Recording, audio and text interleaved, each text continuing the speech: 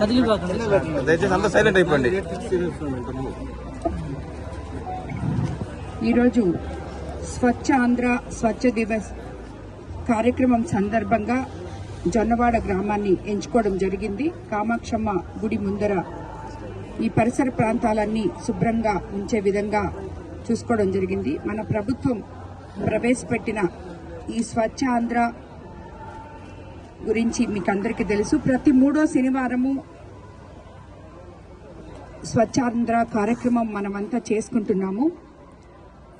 నేను ఉన్నప్పుడు నేను చేస్తున్నాను, లేనప్పుడు నాయకులు ప్రతి దగ్గర కూడా స్వచ్ఛాంధ్ర కార్యక్రమాన్ని పర్యవేక్షించాలని చేయాలని కూడా ఆల్రెడీ చెప్పడం జరిగింది.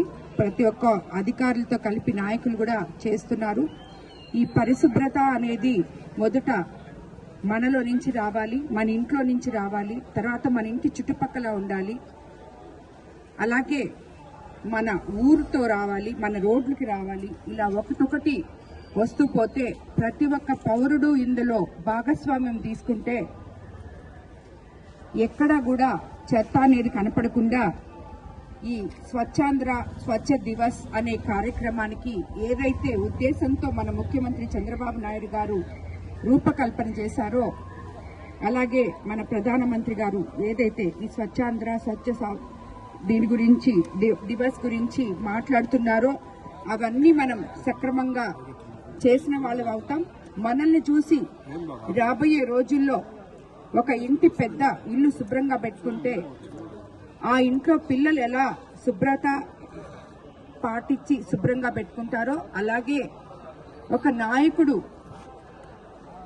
ఊరుని తన పరిసర ప్రాంతాలని శుభ్రంగా పెట్టుకుంటే ఊర్లో ఉన్న జనం కూడా దాన్ని పాటిస్తారని చెప్పి నేను అనుకుంటున్నాను. ఈరోజు ఇక్కడ ఈ కామాక్షమ్మ గుడి దగ్గర మనం ఈ స్వచ్ఛ భారత్ స్వచ్ఛ దివస్ కార్యక్రమం చేసుకున్నాం. ఇక్కడికి వచ్చిన భక్తులు కూడా ఎంతో మంది భక్తులు రోజు వచ్చిపోతూ ఉంటారు. ఇది మన ఊరు కాదు, మంది కాదు, ఇక్కడికి వచ్చాం పోతున్నాం అని కాకుండా ప్రతి ఒక్కరూ కూడా వెళ్తూ ఉంటే దారిలో ఒక కాగితం అమ్మవారి గుడి ముందర కానీ గుడి లోపల కానీ పడుంటే దాన్ని తీసుకోపోయి చెత్తబుట్లో వేస్తే అది మీరు అమ్మవారికి సేవ చేసుకున్నట్టే అవుతుంది. ఎందుకంటే ఆమె పరిశుభ్రత, ఎక్కడైతే పరిశుభ్రత ఉంటుందో అక్కడ దైవత్వం ఉంటుందని మన పెద్దలందరూ చెప్తూ ఉంటారు. కాబట్టి ప్రతి ఒక్కరూ కూడా ఈ స్వచ్ఛ భారత్ స్వచ్ఛ దివస్ 3వ శనివారంలో ప్రతి గ్రామంలో, మనకి కొవ్వూరు కాన్స్టిట్యున్సీలో 82 పంచాయతీలు ఉన్నాయి ప్రతి దగ్గర, అలాగే బుచ్చిరెడ్డిపాళెం కార్పొరేషన్లో కానీ ప్రతి దగ్గర కూడా నాయకులు 3వ శనివారం పాల్గొని వాళ్ళ వార్డులలో వాళ్ళ గ్రామాల్లో ఈ స్వచ్ఛ భారత్ స్వచ్ఛ దివస్ ముందుకు తీసుకెళ్లాలని చెప్పి ప్రతి ఒక్కరిని కోరుకుంటున్నాను. అందరికీ ధన్యవాదాలు.